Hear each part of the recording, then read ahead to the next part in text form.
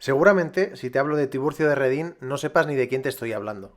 Pero si te digo que la siguiente escena de Piratas del Caribe está basada en una acción que hizo él, probablemente ya te puedas imaginar qué clase de personaje era. ¡Gracias, Comodoro, por preparar el barco para nosotros! Y es que el buen Tiburcio tenía un poco de Jack Sparrow, es decir, el tío era muy bueno en todo lo que se proponía, pero también era un poco prenda. Y lo que venía siendo acatar órdenes, pues no era lo suyo.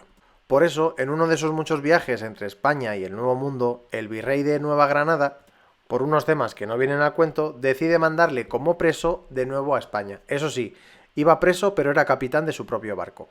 Y en estas le dan el chivatazo de que los holandeses, o mejor dicho, los piratas holandeses, estaban por la zona haciendo de las suyas y sabía que querían atacar su barco.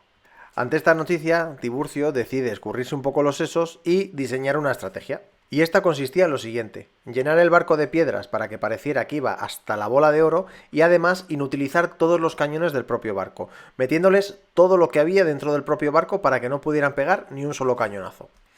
Dicho así, la verdad que no parece un gran plan. Pero además de esto, Tiburcio se hace pasar por tremendamente enfermo y le dice a toda su tripulación que cuando los holandeses se aproximen a su barco digan que capitulan el barco, es decir, lo rinden, y que lo hacen porque su capitán está tremendamente enfermo a punto de estirar la pata. A todo esto llegan los holandeses y, tal y como había pedido Tiburcio, su tripulación hace exactamente lo que éste les había dicho.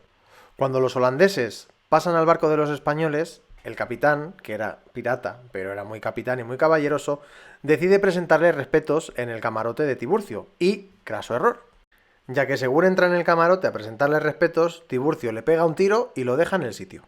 Además, el ruido del disparo sirvió como señal para que todos los marineros españoles saltaran al barco holandés. Y como los holandeses se habían quedado en el barco español, que tenía todos los cañones inutilizados, pues te puedes imaginar la escabechina que supuso aquello.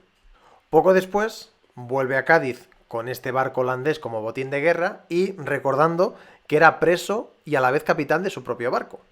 Viendo todo esto, Felipe IV lo reclama su presencia y, reconociendo que estaba como las maracas de Machín pero que era muy buen soldado, decide nombrarle gobernador de la Armada de Cataluña. Es decir, que el pollo pasa de casi entrar en la cárcel a ser gobernador de la Armada catalana. ¡Con dos cojones! Pero es que aquí no acaba la cosa. Y, pasados los años, en 1637 decide colgar las armas y colgarse los hábitos dentro de la Orden de los Capuchinos.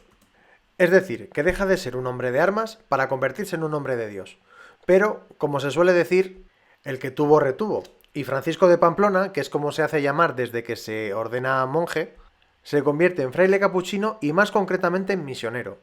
Y es que en aquella época que un hombre de Dios también estuviera capacitado para repartir a diestro y siniestro estaba muy bien visto, especialmente si eras misionero, ya que las situaciones a las que se tenían que enfrentar eran bastante peliagudas.